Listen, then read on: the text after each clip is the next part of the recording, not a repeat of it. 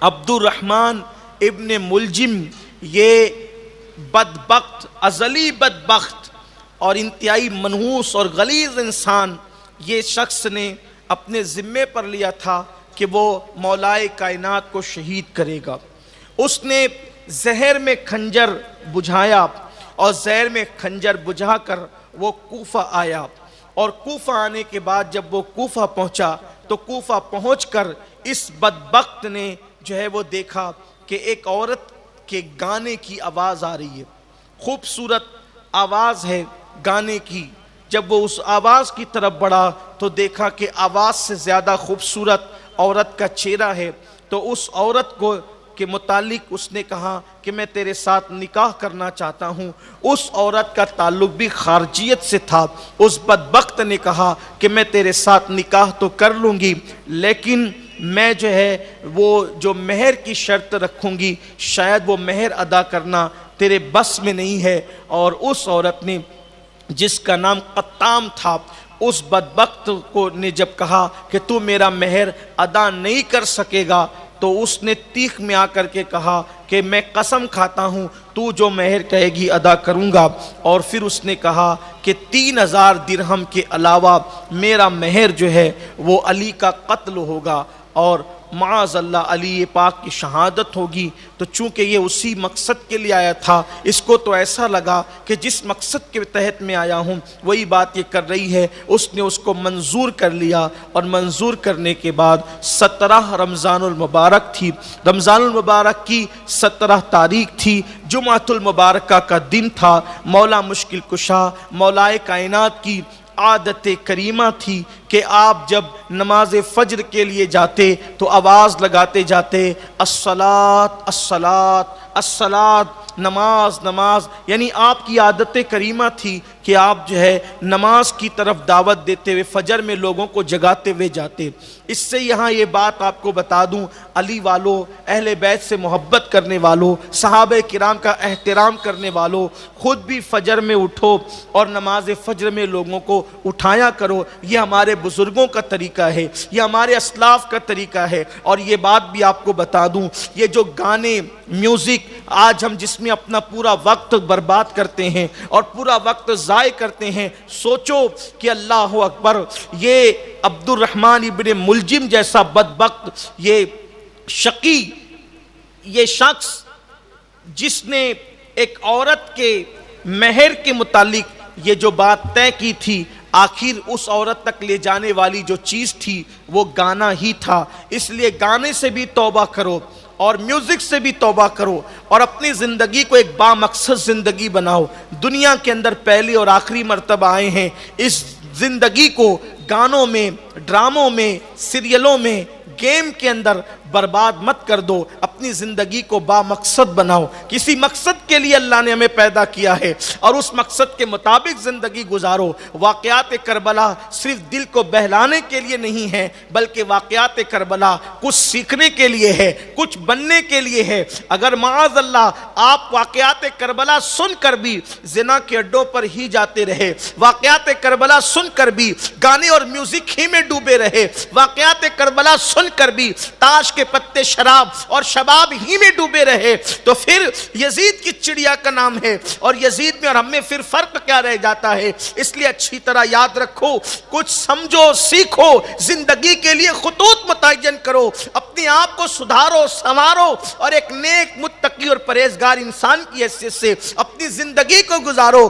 یہ نہیں کہ مسجدوں کو ویران ہم کر دیں، ہمارے گھر کی خواتین بے پردہ گھومیں اور ہمیں کوئی احساس بھی نہ ہو۔ یقیناً ہمیں اپنی زندگی کو بدلنا ہوگا۔ کربلا کا پیغام بھی ساتھ ساتھ ہمارے لیے یہ ہے، اور عبرت کا نشان ہمارے لیے یہ ہے کہ ہم اس پر اپنی زندگیوں کو تبدیل کریں۔ تو میرے آقا صلی اللہ علیہ وسلم کے دیوانوں، عبد الرحمن ابن ملجم یہ بدبخت نے مولا مشکل کشا کے لیے جو ہے وہ خنجر بجھایا اور یہ انتظار کرنے لگا۔ مولا پاک 17 رمضان المبارک کو اپنی شہزادی سیدہ زینب کبریٰ سلام اللہ علیہا کو فرماتے ہیں، اور اپنے بڑے شہزادے امام حسن پاک کو، کہ ایسا لگتا ہے کہ اب میری شہادت کے دن قریب آ گئے۔ اب میں زیادہ دن تک دنیا میں نہیں رہوں گا، اس لیے کہ میں نے یہ خواب دیکھا ہے کہ اللہ کے رسول مصطفیٰ کریم رؤوف الرحیم صلی اللہ علیہ وآلہ وسلم میرے خواب میں تشریف لائے اور کہا علی کیا حال ہے؟ تو میں نے عرض کیا یا رسول اللہ صلی اللہ علیہ وآلہ وسلم میری قوم نے مجھے بہت ستایا ہے، میری قوم مجھے بہت ستا رہی ہے، بہت پریشان کر رہی ہے۔ اللہ کے حبیب علیہ السلام نے ارشاد فرمایا علی دعا کرو۔ تو میں نے خواب میں دعا کی، اے اللہ مجھے ان لوگوں کے درمیان سے جو ہے وہ نکال دے اور مجھے نجات دے، اور ان سے بہتر لوگوں کے درمیان مجھے پہنچا دے، ان لوگوں سے مجھے نکال کر ان سے بہتر لوگوں کے درمیان مجھے پہنچا دے، اور میرے بعد مجھ سے بدترین لوگ ان پر مسلط فرما دے۔ اللہ اکبر! یہ مولا مشکل کشا نے دعا کی، اور اللہ کے حبیب علیہ الصلوۃ والتسلیم نے فرمایا علی صبر کرو، اب بہت جلدی تم جو ہے ان سے نجات پا جاؤ گے۔ یہ بات ہو رہی تھی اور امام حسن پاک کی آنکھوں میں آنسو، سیدہ زینب پاک کی آنکھوں میں آنسو، امام حسین پاک کی آنکھوں میں آنسو۔ ایسے میں ابھی یہ خواب کی بات ہو رہی تھی کہ آواز آئی الصلاۃ الصلاۃ، نماز نماز۔ تو مولا کائنات نے مزید اب کوئی گفتگو کرنے کی بجائے فرمایا میں نماز کے لیے چلتا ہوں۔ اور یہ بھی روایت میں آتا ہے کہ جب مولا مشکل کشا نماز کے لیے گھر سے باہر نکل رہے تھے تو کوفہ کی ساری بطخیں مولائے کائنات کے مکان کے پاس جمع ہو کر وہ زور زور سے چلانے لگی۔ سیدہ زینب پاک نے کہا انہیں کیا ہو گیا، یہ کیوں آج چلاتی ہیں؟ تو مولا مشکل کشا نے فرمایا بیٹی یہ تیرے بابا کی شہادت پر نوحہ کرتی، یہ بطخیں یوں ہی نہیں چلا رہی ہے بلکہ یہ تیرے بابا کی شہادت پہ نوحہ کر رہی ہے۔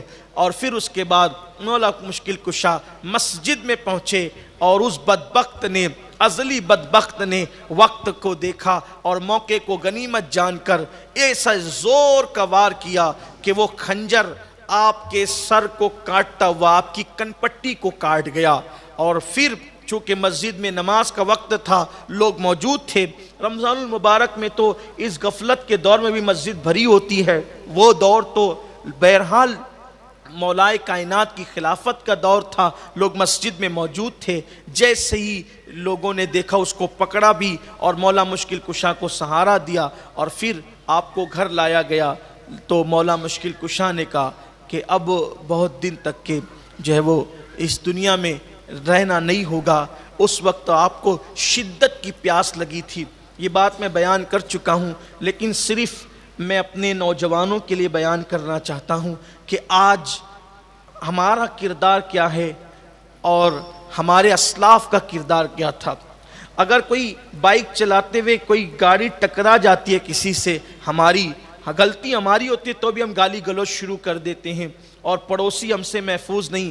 اب تو بھائی بھائی میں بھی لڑائیاں ہوتی ہے، لیکن دیکھو مولا مشکل کشا کا اخلاق دیکھو، کردار دیکھو۔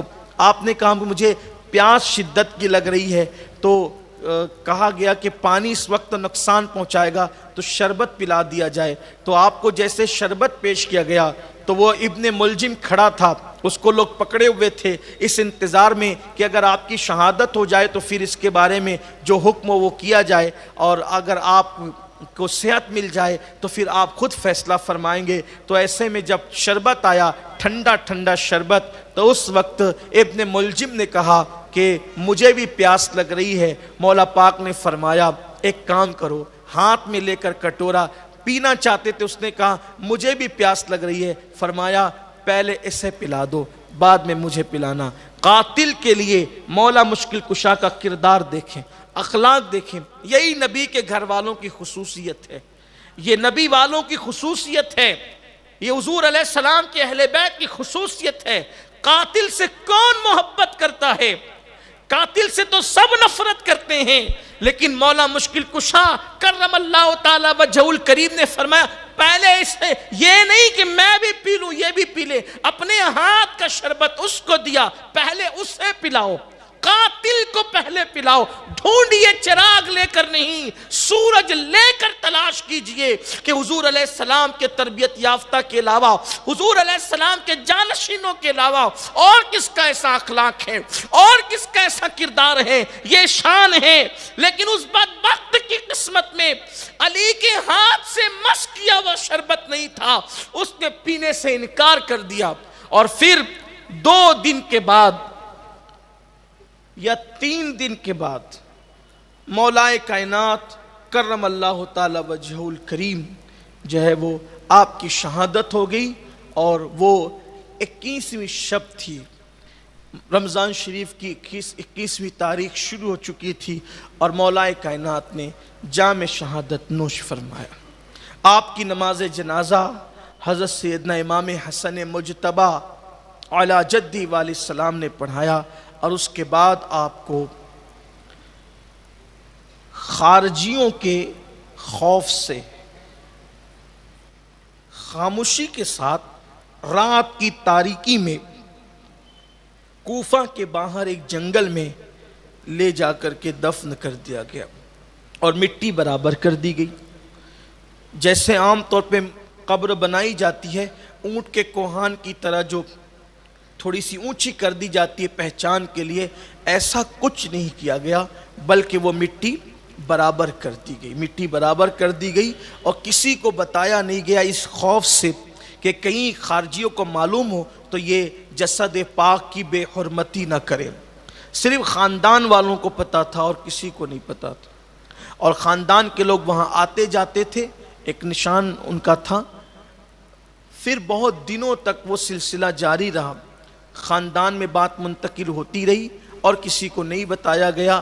بالآخر جب ہارون رشید کا دور آیا تو حضرت امام موسیٰ کاظم رضی اللہ تعالی عنہ نے, وہ وہاں حاضری دیا کرتے تھے جب وہاں موجود ہوتے, تو ہارون رشید کے دور میں بتایا جاتا ہے کہ ہارون رشید شکار کرتے ہوئے وہاں پہنچا تو دیکھا کہ مشک کی خوشبو آتی ہے, اور ہرن دوڑتے ہوئے جب آگے بڑھا اس سے ڈر کر اور اس احاطے میں پہنچا, اس جنگل کے احاطے میں, تو ہرن نے ڈرنا چھوڑ دیا, اور ہارون نے شکار کی طرف سے اس کا دل روٹھ گیا, یعنی اس کے دل میں اب شکار کا شوق نہ رہا.